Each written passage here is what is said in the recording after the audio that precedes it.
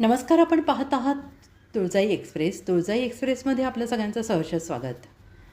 पाहूया काही ठळक आणि महत्त्वाच्या घडामोडी. धाराशिव पोलिसांची मोठी कारवाई. पवनचक्कीतील तांब्याच्या तारा लुटणारी टोळी गजाआड. 42 लाखांचा मुद्देमाल जप्त. जिल्ह्यात गेल्या काही दिवसांपासून पवनचक्की केंद्रांना लक्ष्य करणाऱ्या एका सराई टोळीचा स्थानिक गुन्हे शाखेने पर्दाफाश केला आहे. या कारवाईत पोलिसांनी 5 आरोपींना अटक केली असून त्यांच्याकडून 42 लाख रुपये किमतीचा मुद्देमाल हस्तगत केला आहे. या टोळीच्या अटकेमुळे दरोडा आणि चोरीचे तब्बल 8 गुन्हे उघडकीस आले आहेत. 7 एप्रिल 2026 रोजी बेंबळी पोलीस ठाण्याच्या हद्दीतील उमरे गव्हाण शिवारात एका पवनचक्की केंद्रावर दरोडा पडला. दरोडेखोरांनी येथील 2 सुरक्षा रक्षकांना दोरीने बांधून बेदम मारहाण केली आणि ट्रान्सफॉर्मरमधील तांब्याच्या तारा रोख रक्कम लंपास केली. या घटनेचं गांभीर्य ओळखून पोलीस अधीक्षक श्रीमती रितू खोकर यांनी तात्काळ तपासाचे आदेश दिले. स्थानिक गुन्हे शाखेचे सहाय्यक पोलीस निरीक्षक कासार आणि त्यांच्या पथकाला 16 एप्रिल 2026 रोजी गोपनीय माहिती मिळाली.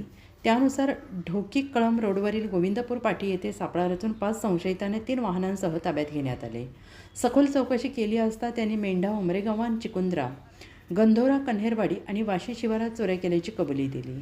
जप्त केलेला मुद्देमाल आणि अटक आरोपी पोलिसांनी आरोपींकडून खालील मुद्देमाल जप्त केला आहे. वाहने 2 महिंद्रा स्कॉर्पिओ आणि 1 बेलोरो गाडी, साहित्य तांब्याच्या तारा आणि रोख रक्कम एकूण किंमत 42 लाख रुपये. अटक करण्यात आलेल्यांची नावे: सुनील कालिदार शिंदे राहणार ढोकी, लखन बापू पवार राहणार उपळा, सिद्धराम पोपट पवार राहणार वरुडा, उद्धव बापू शिंदे राहणार बावी, विक्रम लक्ष्मण पवार राहणार खामकरवाडी. आणि या टोळीतील इतर काही साथीदार सध्या फरार असून त्यांचा शोध घेत आहे. ही यशस्वी कामगिरी पोलीस अधीक्षक श्रीमती रितू खोकर, अप्पर पोलीस अधीक्षक श्रीमती शफकत आमना यांच्या मार्गदर्शनाखाली स्थानिक गुन्हे शाखेचे पोलीस निरीक्षक विनोदी इज्ज पवार, सहाय्यक पोलीस निरीक्षक सुदर्शन कासार, गणेश पाटील, पोलीस उपनिरीक्षक शिवाजी भुतेकर आणि त्यांच्या पथकाने केली आहे. सदरील कारवाईमुळे धाराशिव स्थानिक गुन्हे शाखा पोलिसांचे सर्वत्र कौतुक होत आहे. अशा कडक कारवायांमुळे स्थानिक गुन्हेगारीला आळा बसण्यास मदत होईल.